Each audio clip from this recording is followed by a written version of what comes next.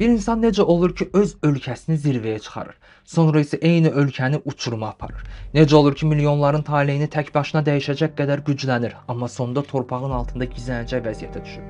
Bu sualın cavabını tapmaq üçün isə bu hekayəyə ən əvvəldən heç kimin diqqət etmədiyi bir yerdən başlamaq lazımdır. Səddam Hüseyn 1937-ci ildə İraqın Tikrit yaxınlığında yoxsulluğun və qeyri-sabitliyin adi sayıldığı bir mühitdə dünyaya gəlir.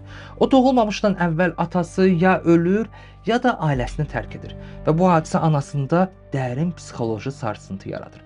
Bəzi mənbələrə görə isə Səddamdan əvvəl doğulan övladını itirməsi bu sarsıntını daha da ağırlaşdırır və o Səddama hamilə olduğu dövrdə bir neçə dəfə bu hamiləliyi sonlandırmağa çalışır və bu mümkün olmur. Və məhz buna görə də uşaq doğulduqdan sonra ona Səddam adı verilir. Ərəb dilində bu söz qarşı duran, üzləşən, müqavimət göstərən mənasını daşıyır. Sanki daha doğulmamışdan həyatı ilə mübarizə aparan bir insanın adı kimi. Amma bu hekayə bununla bitmir. Çünki o uşaqlıq illərini sevgi yox, zorakılıq içində keçirir. Anası əmisinə ərə gedir və ögey atası onu davamlı döyür. Məktəbə getməsinə icazə vermir, oğurluq etməyə məcbur edir və onun xarakterini erkən yaşlardan sərtləşdirir. Küçədə isə atasız olduğu üçün alçaldılır və özünü qorumaq üçün daim yanında dəmir, çubuq gəzdirməyə başlayır.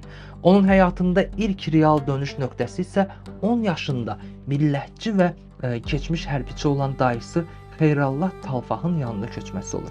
Çünki məhz burada o ilk dəfə təhsil alır və eyni zamanda gələcək həyatını formalaşdıracaq ideyalarla tanış olur.